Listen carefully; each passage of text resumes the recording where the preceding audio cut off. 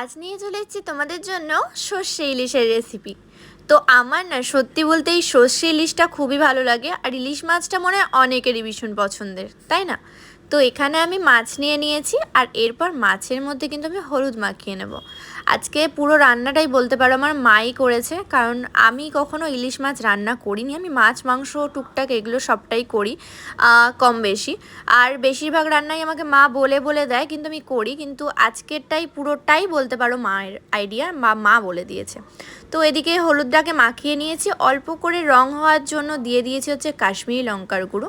আর এখানে সর্ষেটা বেটে রেখে দিয়েছিল মা আগে থেকেই, তো সেই সর্ষেটাকে আমি দিয়ে নিলাম। এবার মা আমাকে বলে দিল যে পুরো সর্ষেটাকে ভালো করে মাছের মধ্যে মাখিয়ে নিতে হবে।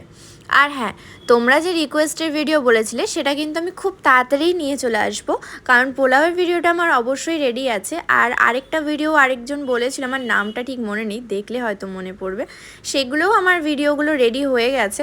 বাট আমি ভাবলাম যে বর্ষাকাল তো চলেই যাচ্ছে, কিন্তু এবারে কিন্তু কোনো তোমাদের সাথে ইলিশের রেসিপি শেয়ার করা হয়নি, তাই ভাবলাম একটা ইলিশের রেসিপি দেওয়া যাক।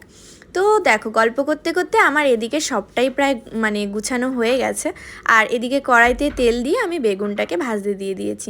যেহেতু সর্ষে ইলিশ, তার মধ্যে বেগুন না দিলে কিন্তু একদমই ভালো লাগবে না। আর একটা বেগুন মা রেখে দিয়েছিল যে বেগুন ভাজা খাওয়ার জন্য, তাই এই বেগুনটা কিন্তু একটু বেশি করা। আর এই বেগুনগুলো দেখো ছোট ছোট করে কেটে রেখেছিল মা। আর এরপর কিন্তু বেগুনগুলো ভাজা হয়ে গেলে বেগুনগুলোকে তুলে রেখে দিয়েছি।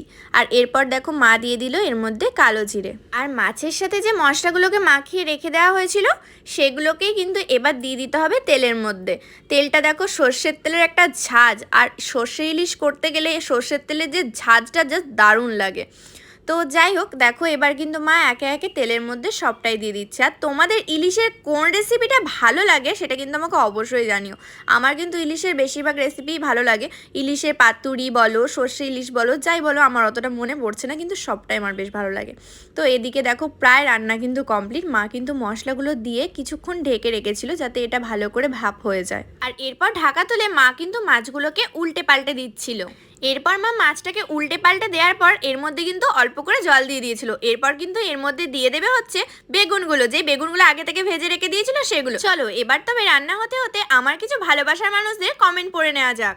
তো প্রথমেই চলো কৌশিক ব্যানার্জি দাদাভাইয়ের কমেন্টটা পড়ে নেওয়া যাক। তো দাদাভাই বলছে, দিশানি না কোনো ভিডিও না কোনো রিলস কিছুই নেই বুনু, আমাদের দিন কিভাবে কাটবে বলো? তোমার স্যাড রিলস বাদে তুমি যা খুশি দিতে পারো। আমি তো জানি তোমার মনের মধ্যে কিছু এরকম অনেক কিছুই লিখেছো। যাই হোক, আমার মনের মধ্যে কোনো কিছুই চলছে না বা কোনো কিছুই নয়। দেখো দাদাভাই, আমার শরীরটা একটু খারাপ ছিল, ওই জন্য আমি কিছুদিন ভিডিও বা রিলস কিছু দিচ্ছিলাম না। খুব তাড়াতাড়ি ভিডিও রিলস সবটাই আসবে। চলো এবার তবে সেকেন্ড কমেন্টটা পড়ে নিই। সেকেন্ড কমেন্টটা করেছে আমাকে সুমাইয়া সুলতানা দিদি ভাই। সে আমাকে বলেছে শুধু পোলাও দিলে হবে না, পোলাওয়ের সঙ্গে কিন্তু চিকেন বা মাটনের রেসিপিও দিতে হবে। অবশ্যই দেবো দিদি ভাই। কমেন্টগুলো পড়তে পড়তে আমার কিন্তু এদিকে রান্না প্রায় কমপ্লিট হয়ে গেছে। আর তোমরা কে কে ইলিশ মাছ খেতে ভালোবাসো সেটা কিন্তু কমেন্টে আমাকে অবশ্যই জানিও। আমি কিন্তু ইলিশ মাছ, তারপরে ভোলা মাছ, এই মাছগুলো খেতেই বিশেষ করে ভালোবাসি। আর আজকের রান্নাটা কেমন লাগলো সেটা কিন্তু কমেন্ট করে জানিও। আর কে কে ভালোবাসো সেটাও কিন্তু কমেন্ট করে জানাবে। আর নেক্সট কি ভিডিও দেখতে চাও সেটাও কমেন্ট করে জানাও। আমি খুব তাড়াতাড়ি তোমাদের রিকোয়েস্টে ভিডিওগুলো নিয়ে আসছি।